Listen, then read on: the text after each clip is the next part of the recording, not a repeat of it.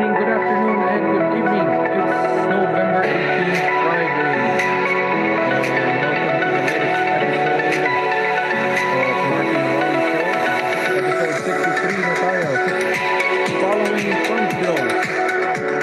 This is Marky, August Santos. and welcome to today's show. So, just a disclosure, both of your hosts, if you're new to this channel, YouTube channel, or podcast channel, both of us, me and Wally, are both physical therapists, medical professionals here in Texas, state of USA.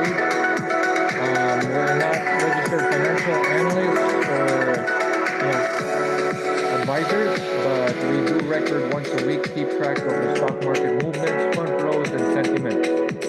And we also review our positions, our progress in our investments, alongside reviewing recent trends in the market. So, without further ado, here we go. We jump on to our weekly review of American Association of Individual Investors sentiment. So, let's see where we are at. Here we go. So, bullish means people or investors that are invested in the stock market think that the market will go up. Bearish means it will go down. Neutral, obviously, you know what that means. So as of November 16, a couple of days ago, there are more bullish investors in the market, comprising 33.5% of the survey. So this survey is held once a week. So 33.5 from 25.1 last week. And there are less bearish investors, so less negative sentiments. Come to think of it, Huawei, it looks like we're at the highest within the past 4 weeks. Yeah, we are. But we still ended up low at the end of the week Mm-hmm. for this week. For the S&P 500, Yes. you're right. So I'm looking at the S&P 500. We're down negative 0.3, a third of 1%. Not so much of a down draft, but still negative, like Huawei said. That's correct. And now, if we're going to take a look at the fear and greed index, we are actually still at the greed territory. We're at 62 points, whereas a week ago we were at 65. So not much of a change, 65, 62. But this is quite a standpoint from investors out there. So more and more people are turning bullish according to AAII sentiment survey. And if you're going to look at the market momentum, looks like we're holding up while we were above the 125-day moving average. Yes, we are. And plus, if you're looking at short-term trends, the RSI, or the Relative Strength Index, is not yet overbought for the index. Right. So where we So at right now with the RSI? So 30 is oversold, 70 is overbought. So it's good to take note of this as well. I think we can go back to that in a second, right, Wawi? yeah, I think I just looked at it. I looked at the Vanguard VOO, and it was like at 43, I believe. All right. I can pull it up. I think I have the S&P 500 here. RSI is at 53 right here, according to investing.com, which still indicates we're at neutral, which is a good Mhm. sign, right, Wawi? Yes, it's still a good sign. Yep. Not greedy, not greedy, not bearish, just neutral. And we're holding on to we're barely up there above the 125-day moving average. So each time we have pierced through that point since the start of the year, we actually crashed afterwards. So right now we're barely hanging in there. First time we pierced through was in March. We lasted from March 24 to April 6. So that's about a couple of weeks, barely hang in there, and then sell off resume as we enter the bear market on January. Next time we pierced through was August the 10th, and then we resumed the sell off at around August 26th, 16 days later. So the magic number here is about 2 weeks. If you can hold up there within 2 weeks and not go down beyond the 125 day, I guess we are holding on in a good pattern or good strength. November 10th was the last time we pierced through up here. So we're just on the eighth day. So nothing to cheer about, I guess. While we're still not out of the woods for sure. We're just 8 days in, whereas previously we can hold it until 16 days, 17 days before we dive back into a sell-off mode again. So a little bit of hope at least. Put and call options. So I'm seeing a contrasting chart here. I'm gonna show. I'm gonna share it later. So put and call options shows that we're kind of still in the bullish side of things. Actually, there are less people buying put options. So for those who are not aware, those who buy put options, that means that you're buying protection against any sell-off in your portfolio. So right now we're actually in not seeing. We're no longer like on the peak mode, but I just saw a chart from Charles Schwab, their chief investment officer, showing that we're actually in a buy mode for put options at this point in time. The volatility index, as while we have, first shared to our podcast back in our first few couple of episodes, it's down 23 points, less than its 50-day moving average. We're down for the past 50 days, near a couple of months. So that's interesting. Volatility for the past 5 days, like we just said, it's down 2.9%, 23 points. S&P, we already went through that. So for the sector, we're looking at weekly performance. We have 1 week performance for the past 5 days. The best performing sector, consumer defensive. So if we're gonna, let me see if I could take a look at their companies. What are these companies? Consumer defensive. They are the Walmarts, Procter and Gamble, Coke, Pepsi, Costco, Philip Morris, Unilever, Budweiser, Mondelez, Target. No, I don't believe so. I think we saw Target fell yesterday. So it can only go for so long, but I think Target fell quite a bit, 15% in one day, right, Huawei?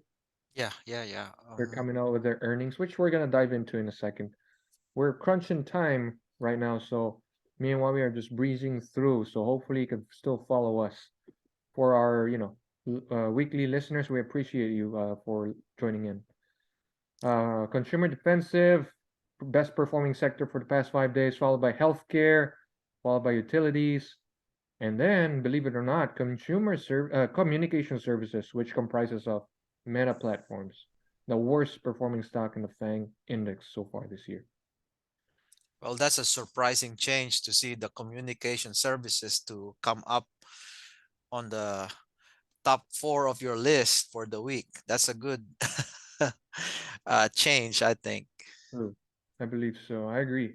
Because it's been painful for anyone who had Mhm. been invested in the FANG stocks, the big tech, supposedly the captains of the ship titans that are unbeatable. They have all been sold off since the start of the year. For the past, let's just jump to the year-to-date performance. Okay, there's still one sector, only one sector for Mhm. the past 11 months. We're almost done with 2022, and there's still only one sector that's in the green, and that's energy. Yeah, it's up by 65% too, you Mhm. know? Quite a lot. So one stock that always comes into mind is ExxonMobil. It's the largest oil company here in the U.S. It's up 76% since the start of the year. And Chevron, of course. Oh, let's take also a look. Also take a look at Occidental because that's Warren Buffett's favorite oil stock right now. Chevron is up 53%, while Buffett's favorite, Occidental, I think he has more than 20 billion now worth. He started buying this back when it was like 15, 16, and he started buying its preferred shares when it was less than $10. So just imagine like not since the start of the year, it's up 130%, 130%. And imagine Buffett buying this somewhere around $16, exercising his preferred at 10. That Yeah, just it's shows that very good at finding value. exactly. So we got Yeah. energy, just the Mhm. best performing sector, and the rest are down in the red. Obviously, communication services is the worst performing index just because of, Snapchat, Facebook, Twitter Twitter. recently, Yep, but it's not public anymore. right. It's been taken private, and it's actually being hurt by a recent Elon Musk acquisition of Twitter. There's actually a chart that was shared online, and I could show it to you guys in a second. Its performance since the acquisition. So we're gonna jump on the fund flows. Um, like what our title says, following fund flows. So where's the fund flowing right now? Where's the money going? So based on Reuters publication as of this morning, 11 hours ago, fresh from the oven, U.S. equity funds record biggest weekly inflow in 10 months. So if I'm not mistaken, while we just talked about this last week in our previous podcast that we just experienced one of the biggest fund flows at that time. And now Mhm. we were just being provided the information that we just saw another big inflow to the US stock market. And that's probably driven by, some good, signals from, the Bureau of Labor and Statistics with, job claims increasing. It's still mixed signal on the three reports that we got today. So, um, And I also think something it has to do something with the inflation numbers. mhm. Mhm. They're not rising as fast as it has been. It's been slowing down. Yep. Yeah. The thing is though, one of the Federal Reserve governor, I think it was Daly or Daly, how do you say that name? I read that he or she said that Federal Reserve has to keep on hiking rates and meet the long-term target. So Yeah. we're not Yeah. I out of think the woods yet. Hmm. Fed Reserve Bullard said the same thing. They're all in the same consensus about increasing you know, the interest rates, but we Yeah, don't know how much they're gonna do it this coming month. So, probably 75 basis points still. yep, But likely. yeah, highlighting the fund flows. So more highlighting this article. If you could see that on your, if you're watching through YouTube, yeah, you'll be able to see this on your screen right now. It says the U.S. large cap funds attracted $10.08 billion in their biggest weekly net buying since December 1st, while small and mid cap funds also obtained 2.08 billion and 94 million worth of inflows. So looks like people, investors globally are now piling back in to the large companies, big tech. Hmm.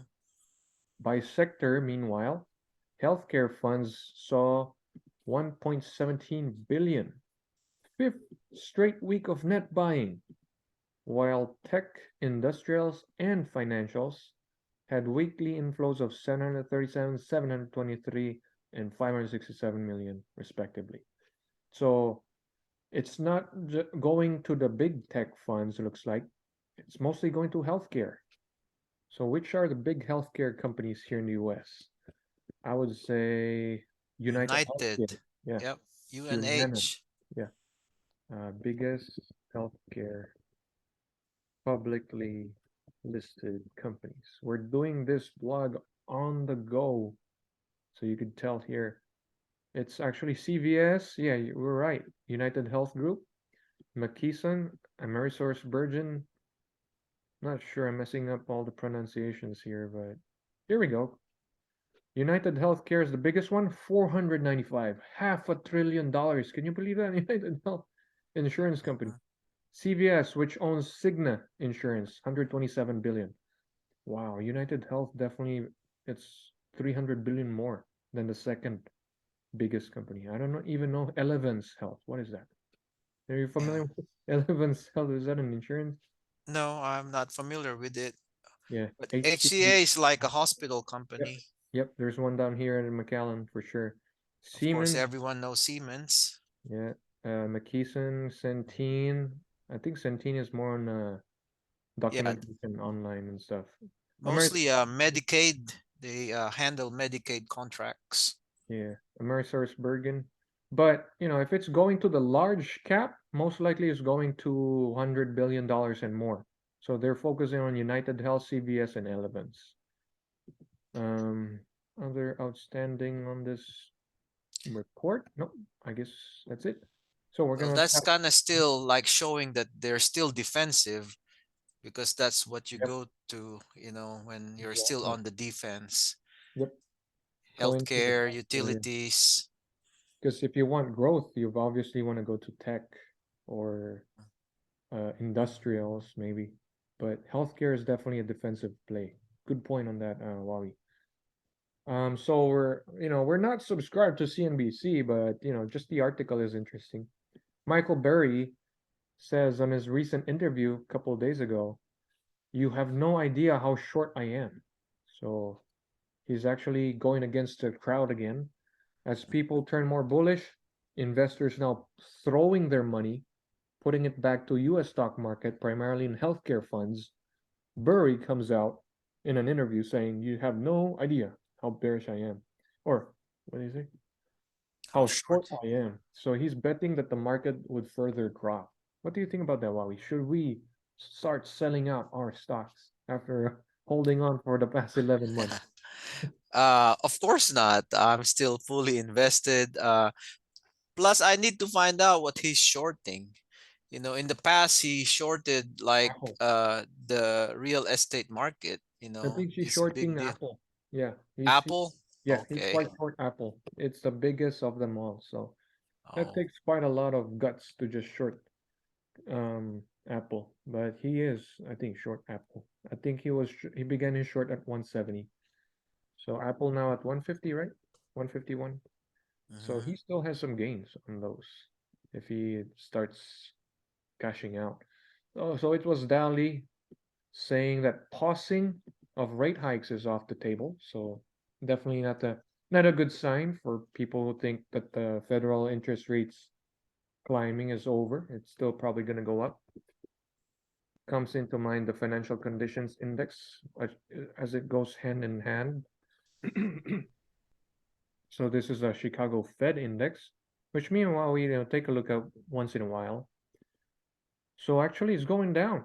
So hopefully Federal Reserve Chairman Jerome Powell doesn't see this. He doesn't want to see a loosening. He wants to continuously tightening. So right now we're actually loosening since October 7. It's been going down until November 11. So if he sees this, he might think that he's not doing well enough and tightening and might go jack up the rates even more. Well, Meanwhile, I mhm, think I saw that the yield curve is also oh yeah, negative. downtrending. So, Yeah, let's take a look at the yield curve. so we use the yield curve as an indicator for a potential recession, but we're seeing some downtrending on that. Yep, we're definitely down on the red here.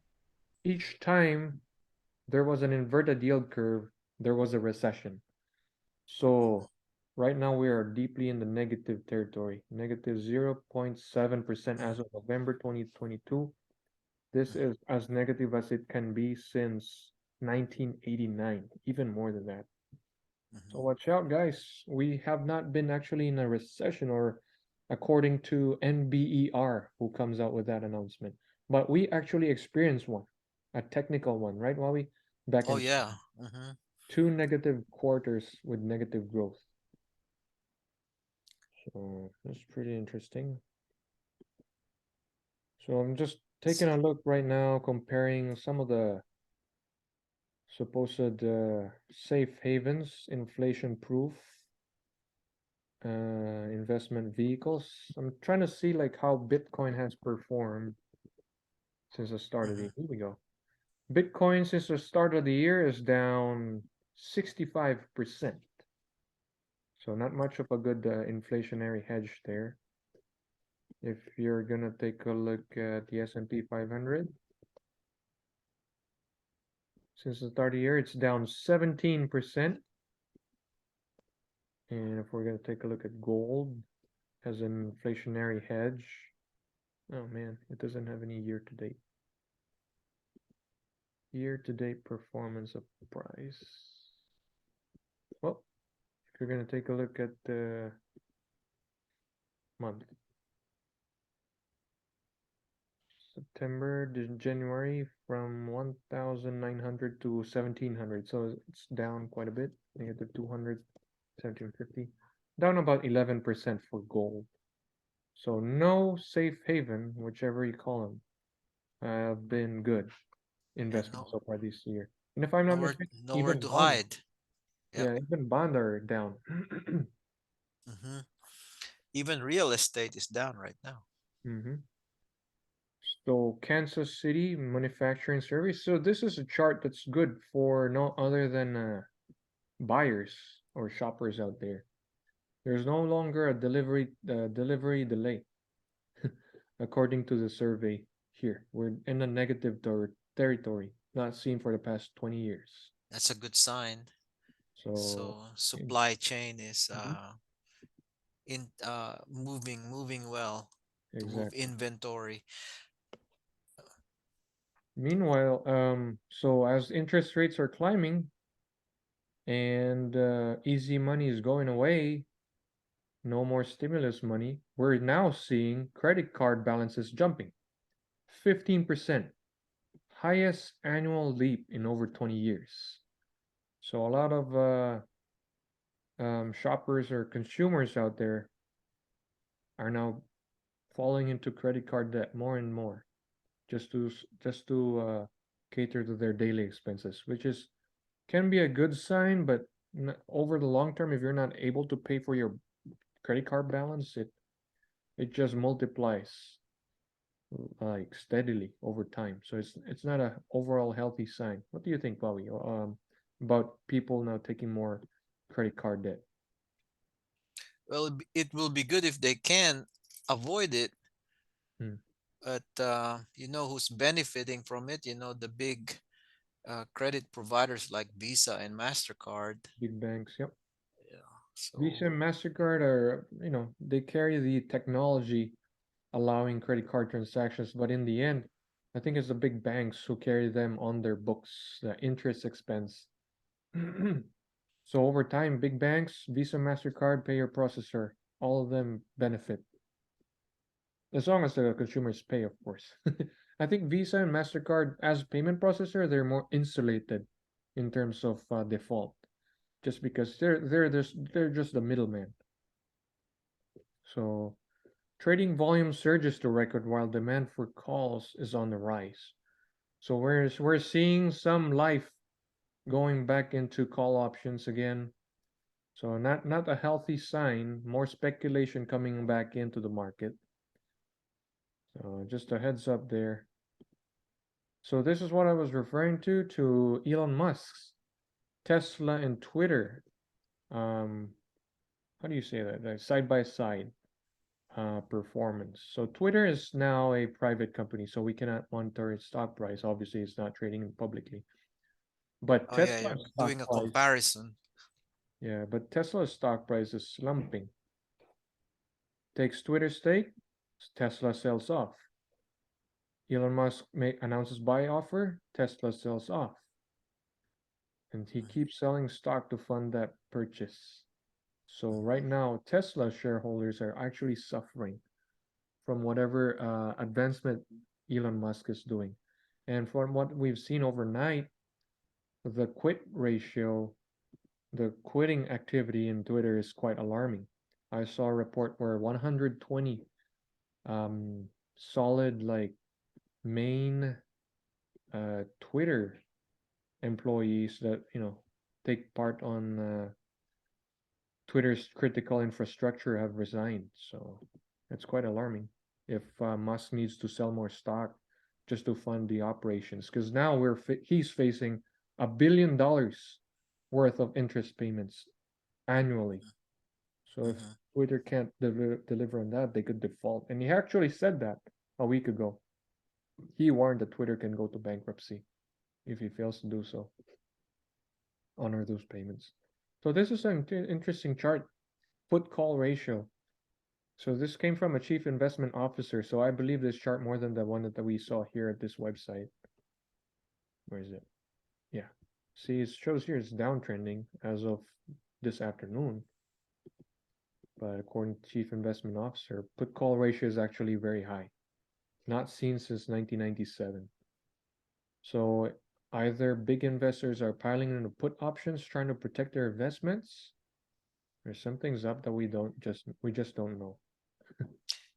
Yeah, I think that would be, their futures contracts for, you know, for the market. So they're forecasting a recession next year. Yep. So they're putting their bets on that to happen next year. So Mhm. but what And I know is, if you're looking at the agricultural sector, it's still doing okay, especially the fertilizer companies like Mosaic and ADM. Pretty holding on pretty steady. So if true. you're a dividend investor, that would be a good one to look into. Hmm. But Tesla, because of its controversial, CEO Elon Musk, and his recent choices and moves, is really affecting um, his investor confidence on his company. Fearing that he's gonna be distracted by all this Twitter uh, Hmm. management that he's doing. Yep. He's now sleeping in the headquarters even. So Mhm. And they said he already has assigned a successor for yeah, Tesla. yep. He doesn't like. I think he found his limit here in the social media aspect of things. Like it's hard Mhm. to manage for sure. Yep. Another chart before we jump onto the earnings review that came out this week, including Target, among others, is the chart from National Association of Home Builders. The traffic of prospective buyers have crashed. So a lot less buyers out there for sure. We haven't seen this low since the COVID lockdown of 2020 and also in the early part of 2010. So if you're in the market trying to buy a house, you probably would find less competition. So if your finances can handle the high interest rates right now, good luck to you. Best wishes to your new house. This is a good opportunity not to get into any bidding on a house, and you can actually spend time for inspection and not waive anything that's out of the ordinary in terms of you achieving your home. All right, it shows here that we have the last 10 minutes on this episode. So we're gonna breeze through with the earnings report. Let's take a look at Kohl's. Kohl's came out with its earnings, right? Kohl's is a department store of clothing and stuff, right, Mommy? Different sorts of things, Mhm. merchandise. 30 bucks Yes. a share. $30 and 98 cents a share.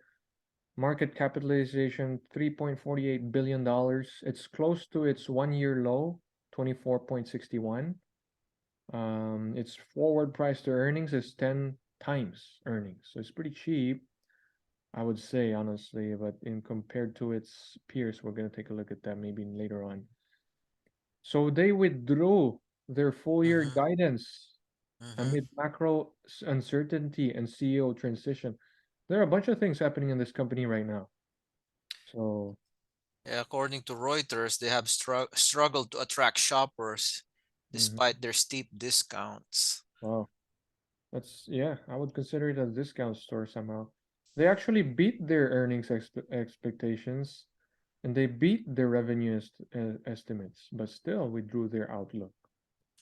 So that's quite. Well, bargain hunters' favorite Ross stores, on the other hand, did better on Mhm. their earnings report. Ticker ROST. Right. So Raw stores $107.59 a share. It's up nearly 10% today. Mm-hmm. Wow. Its forward earnings is 24 times, quite more expensive compared to Kohl's, obviously. 33.5 billion, much bigger than Kohl's. Very popular with bargain hunters. Hmm. So they actually, you're right, beat earnings and revenue estimates. So if we're gonna take a look at its cash, if I can find it, cash is around cash. Here we go, $3.9 billion. Meanwhile, their debt, it's around 2.4 plus 2.5. That's about $5 billion in debt, plus about 600 million, 5.6, 3.9 billion cash. I would say they're in a good position, right, Are we? Yeah. Very balanced. Mm-hmm. So a little bit They expensive side, yeah. their sales for the third quarter was reportedly $4.6 billion, Hmm. just in line with last year. So and they have more stores. They've been opening up a lot of stores this past year. Right. Well, that's a good story. One of the retailers are surviving. Macy's, on the other hand, is a $22 per share company, compared to its 1 year low of 15 bucks.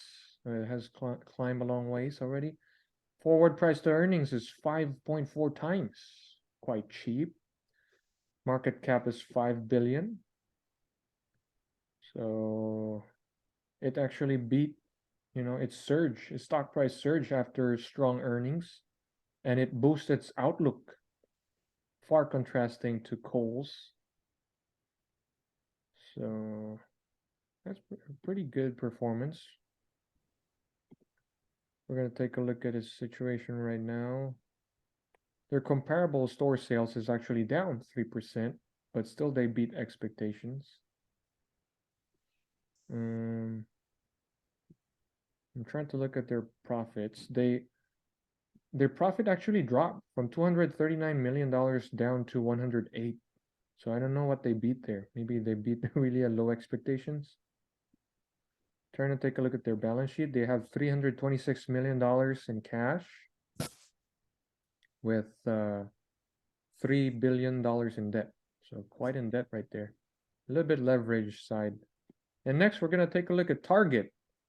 Mhm. So this company is down in the drain. $162 a share. Its 1 year low is 137, so it's about 30 bucks more. Forward price to earnings ratio, it's almost at par with the better performing. What was that company? And we just take a look at Ross Stores. Its forward price to earnings is 27.5 times. Capitalization is $72 billion. So it's one of the big retailers out there.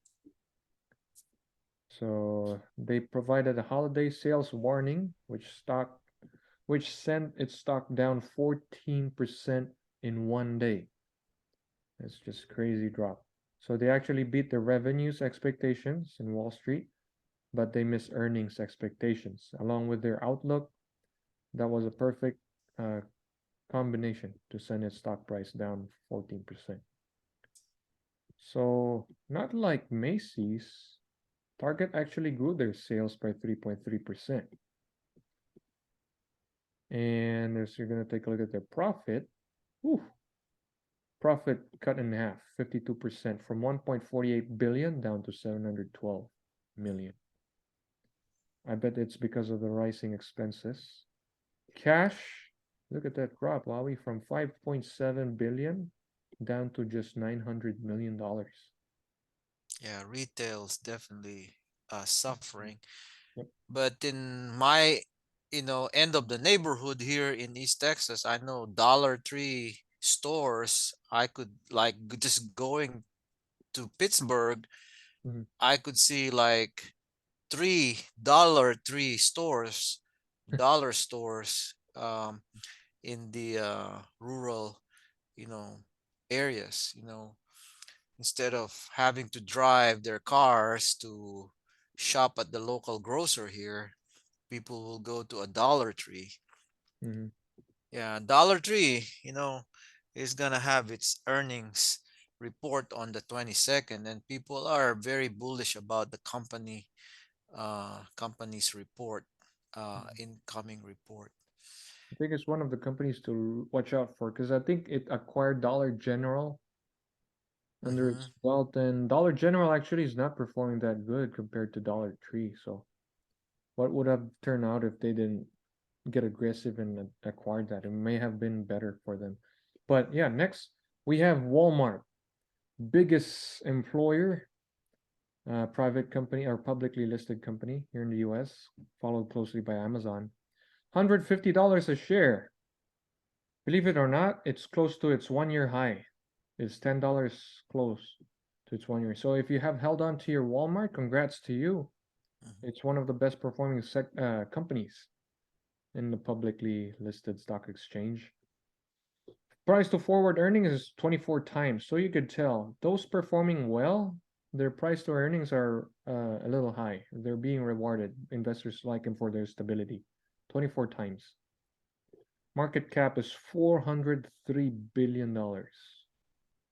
$500 million. But I think United Health is even bigger at 450 billion. So Walmart came out with reports, beats earnings estimates and beats revenue estimates by $6 billion. What a titan. $152 billion in 3 months. Huge. E-commerce, online business, 16% growth. Sam's Club sales comparable numbers grew 10%. All right, so I guess it looks good. I'm gonna try to see a little bit of their numbers because we're down to 1 minute. 1 minute, 1 minute, 1 minute remaining. Trying to look for the numbers. I guess it's not available. Well, I guess we're gonna go on to proceed. Well, I guess we're gonna tackle NVIDIA and some of the semiconductor chips on our next episode, right, Huawei? Mm-hmm. For now, we have to stick with what we have. Now, most of our listeners understood what we have discussed here. If you close us, if you follow us closely, we appreciate it. And again, this is Mark Hughes signing out. And Wabi Santos signing out.